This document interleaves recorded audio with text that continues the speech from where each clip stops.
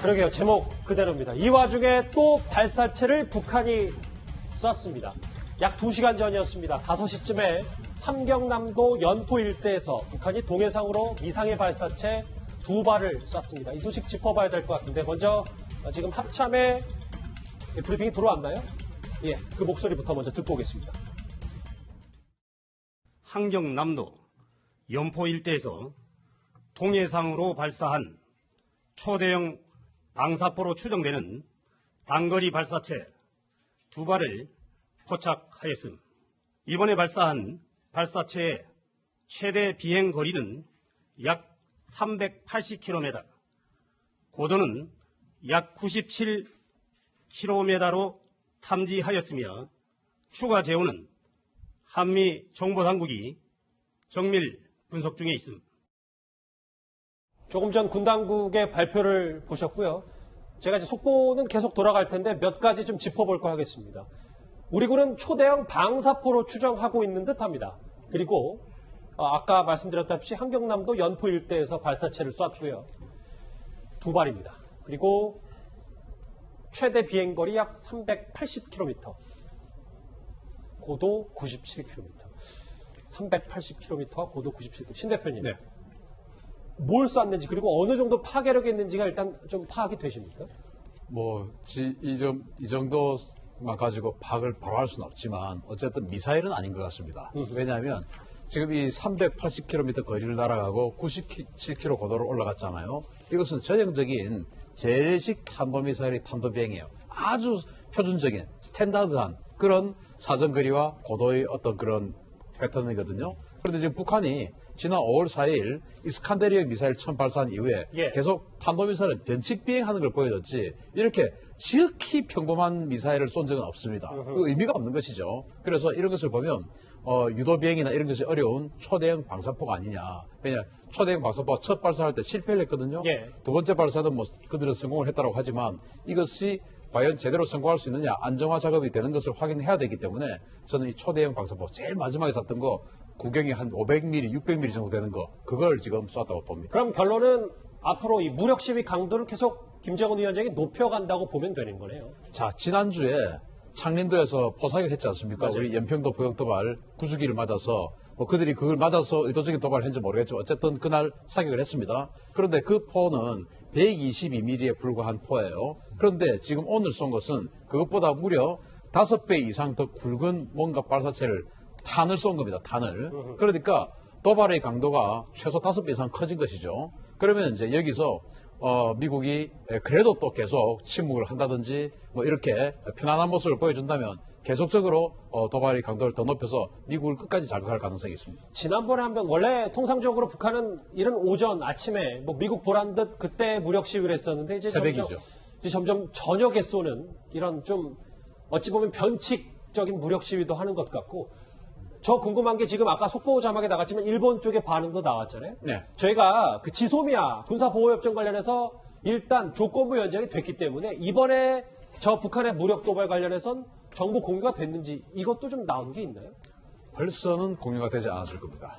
그리고 이 지소미아가 체결됐다고 해서 그게 바로바로 즉각적으로 이루어지는 것이 아니고 이 정도 그런 도발을 가지고 바로 실시간 공유하고 네트워크를 하고 이런 건 아니거든요. 그게 이제 어떤 전략적인 정보 이런 걸 이제 주고받는 그런 것인데 지금 이제 아까 앵커께서 평소에는 새벽 5시경 그 정도의 발사를 했는데 오늘 지금 오후 5시에 발사를 했단 말입니다. 새벽 5시는 미국 워싱턴 DC로는 한 오후 3시 정도 돼요. 그래서 트럼프 대통령이 퇴근하기 전에 이제 보고를 받을 수 있는 것이고 지금은 트럼프 대통령이 새벽 3시 즉 잠자고 있는 기간 중에 쏜 겁니다. 그 말은 트럼프 대통령을 최대한 자극하고 싶은 어떤 약 올리고 싶은 자극하고 싶은 그런 내용과 함께 북한 스스로도 자기네들이 빨리 미국의 반응을 봐야 되지 않습니까? 일단 자기네들이 사고를 쳤는데 선생님이 얼마나 야단칠 거냐 이걸 봐야지 사고 친 학생이 걱정이 덜 되죠. 그래서 미국이 즉각적인 반응을 할 수 있는 새벽에 쐈는데 이번에는 이제 이 정도는 미국이 우리를 뭐라고 하지 않는다라는 그런 학습 효과가 있지 않습니까? 또 트럼프 대통령이 이 정도는 괜찮다. 주권 국가의 어떤 훈련이다라고 이야기해버렸으니까 그래서 편안한 마음으로 미국을 자극하면서 트럼프 대통령의 잠을 깨우는 그런 자극을 한 것으로 봅니다. 네. 조금 전에 속보 자막을 보니까요. 일본이 NSC를 개최하고 있고 그리고 아베 총리가 북한 미사일 발사는 심각한 도전이라고 비판을 했습니다. 네. 우리는 북한과 대화와 협상을 계속해 나가야지만 저런 무력 시위에 대해서는 우리 청와대도 저런 얘기를 해야 돼요. 그게 아쉽습니다. 알겠습니다. 신 대표님, 저하고 네. 화면 보실까요? 지금 글쎄요, 이 첨단 전략 무기들이 지난 20일에 B-50 폭격기, 리벳 조인트, 첨단 정찰기들이 다 왔다 갔고 한반도 상공을 지금 비행한 것 보니 분명히 미국에서는 이런 오늘 북한의 무력 도발을 어느 정도 예상하고 있었던 것 같은데. 바로 알았죠. 자, 지금 보시면 어제 RC-135V 리벳 조인트가 정찰 비행을 했거든요. 물론 오늘도 했습니다. 했는데 이 RC-135V 같은 경우는 감청, 통신 감청 이런 것들을 주로 하는 정찰기예요.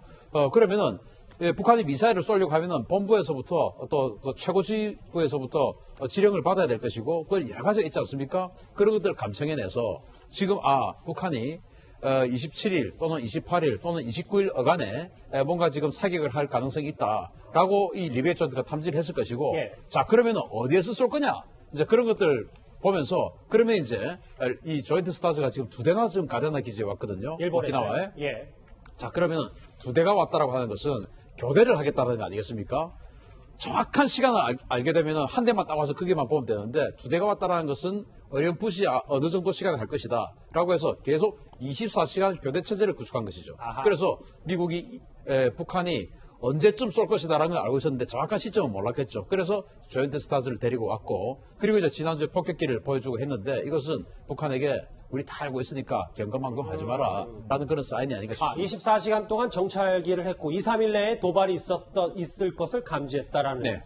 이 정도의 정보가 있다면 김정은 위원장, 김정은 입장에서 상당히 도발을 할 때도 의식하지 않을 수가 없겠습니다. 그러니까 이제 이 정도로 바로바로 이제 배치를 하고 하는 것을 보여주는 것은 이것도 언론에 공개하고 하지 않습니까? 이것은 이제 김정은에게 보고가 올라가라고 하는 그런 어떤 심리전의 하나일 수도 있거든요. 그래서 김정은이 이거 보고 야 미국이 정말 내가 하는 이야기, 내가 하는 일거수일투족을 다 알고 다 들여다보고 있구나라고 하는 그런 생각을 가지라고 사실은 이런 것들을 공개해주는 이거 심리전입니다.